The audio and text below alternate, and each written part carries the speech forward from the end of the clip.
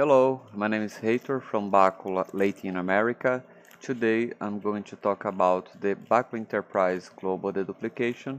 Bacula Enterprise is the backup software that most grows worldwide today, and our site is bacula.us if you need or want more information about the software.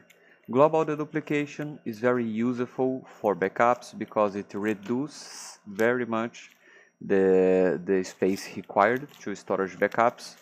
And the global deduplication is good because it means that the data is deduplicated in the source, in the origin. When data is read from the client, from the backup client, from the machine, that is the client, each data block is generated. For each data block is generated a hash information, and this hash is compared with the storage daemon that holds an index of hashes. If the block, the same data already exists in the storage, if another prior backup job already copied this block, so it's not necessary to copy the same block again, and this greatly reduces the amount of copied data for the new backup jobs, and also the time required to perform new backup jobs. So this is everything that the backup administrator wants today: faster backups and less backup storage consumption. Okay, so let's display how it's very easy to set up the Bacula global deduplication. I already have a Bacula server here that has the director, the storage daemon, which is basically installed by this package here, Bacula Enterprise PostgreSQL, and then in the same machine that hosts the storage daemon, I must have also the dedup plugin package, okay, in the same version than the server version. I have lots of other plugins here, but basically you need the dedup plugin package. Once it is installed, I need to make a few tweaks in the Bacula storage daemon configuration and in the Bacula directory configuration file. If you have the Bweb, which is the Bacula Enterprise exclusive interface, you can do it graphically here. Let's go to the configuration model, Bacula configuration.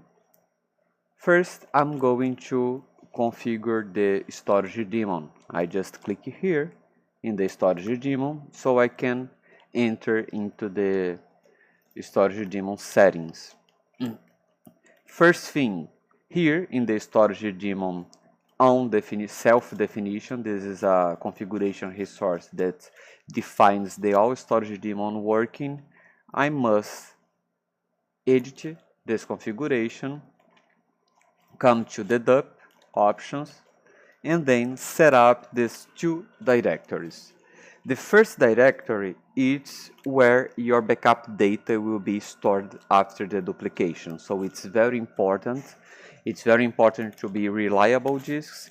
It doesn't need to be very fast disks because probably the size of the traffic, the amount of the data traffic, it will not be the same as if you're going to copy everything to the disk, but it must be reliable because if you lost one block or one part of this data, it will affect a lot of jobs. So you should probably use a RAID 5 or 6 for these backup disks. And then you have the second disk here, which is the dedup index directory. It's where your hashes will be stored, and during the backup, the clients will make comparisons to this index, to this hash index, and that's why this must be a very fast disk. You know, you should not be use rotational disks for that. You must use flash drives, you must use solid state drives, SSDs, or even better, you should use NVMe disks. These disks, however, they must be fast, but they must not, they doesn't need to be very big. It must be 2% of your backup size. So if you have here for the dedup directory, if you have 10 terabytes for backup storage, probably you will only need less than 2% for the dedup index. So if you have 10 terabytes for the dedup directory, you can have a dedup index directory, an SSD of 200 gigabytes. Okay, very small, it will be more than enough for that. Let's save. Still in the storage daemon, I'm coming to the device, and I already have set up here a disk storage device that has two virtual writing mechanisms, two virtual drives. Okay, we need to change the type for each disk device that you want to use the duplication. You must use the device type. It must be dedup. Okay, I will make it for the other one. You must make sure it is dedup. And the archive device here, Bacula, we're still going to use it to write backup volumes, like in the traditional Bacula disk fashion volumes when you write volumes, but these volumes will not hold any backup data. They will only hold backup metadata. That is important, of course. You need that for restore, for backups, whatever. But these volumes will not grow very much. Okay, they'll be very little. So you can use the same dedup index directory, or perhaps the dedup directory. It's okay. The only thing important is that for all these directories, you already have them always mounted with fstab or something like that, and with Bacula Linux use permissions. Okay, for all these directories that we are setting up, I'm just going to save here and make sure also that the device 2, that's the other device that I have in the same auto changer, in the same group of device, also has the device type and the same archive device. Last thing, regarding the storage daemon, I must restart the storage daemon to apply changes. I can do that using Bweb. I just come here to the storage and click in Restart Local Storage Daemon. My storage daemon is ready. Now I can come back to the configuration start. I just click in work set, and here I'm in the director. Here the landing page of the configuration module here. When I click in work set is my director configuration. You can check that here you have the director configuration resource. And then I have two things to set up.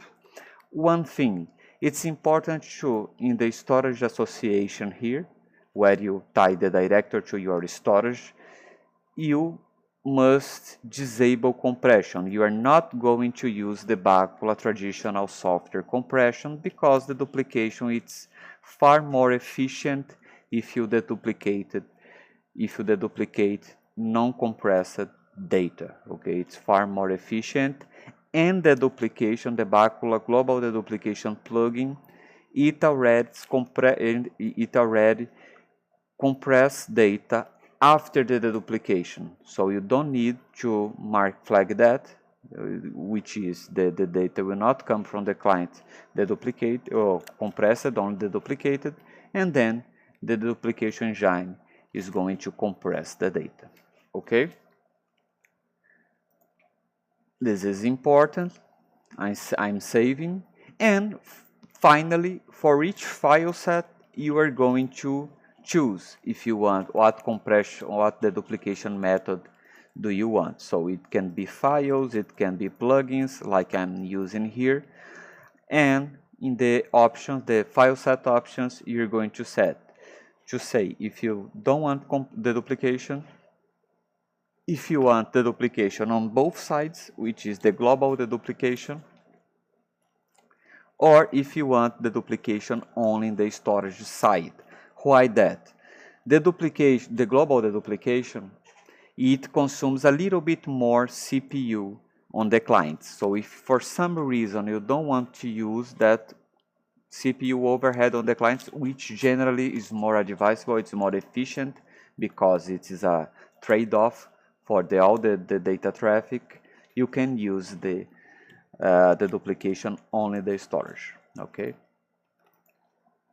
do that for every file set that you have, and after you are over, you can just reload the director or restart the director to apply the changes. Okay, just for exhibition, I will run a virtual machine backup job.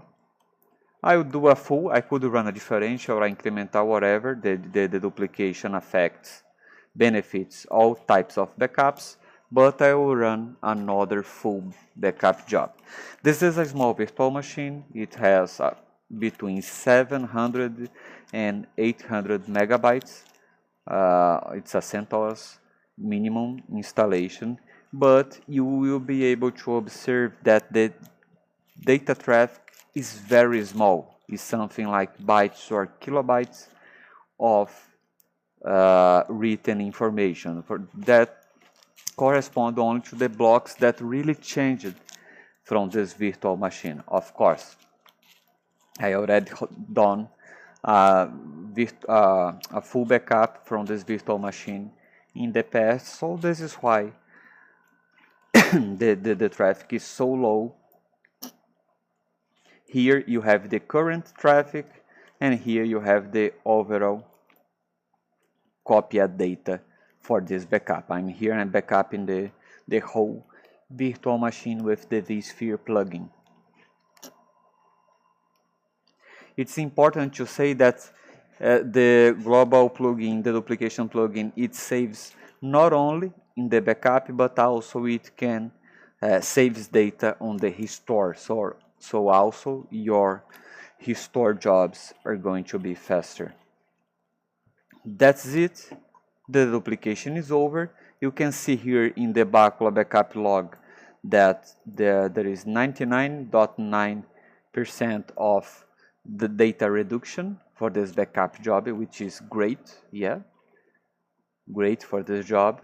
Of course, it depends of the data nature, if it's compressed or no, and a lot of stuff, but it's usually very great.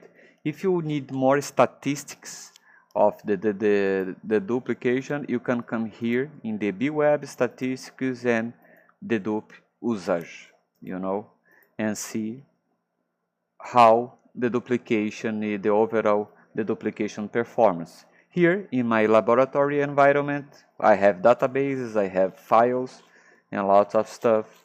I'm consuming 49 gigabytes from my disk, from my dedup directory. Okay, this is what the backup data is occupying, and this data corresponds to 906.7 gigabytes of information. So almost 1 terabyte of information, I'm saving it on roughly 50 gigabytes of disks. Okay, so it's amazing how the duplication can benefit the disk usage and also the backup speed.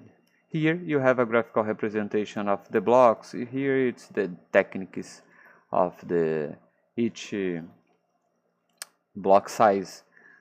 Each data has a specific place here, and this is blank space are data that it's already being recycled from the backup.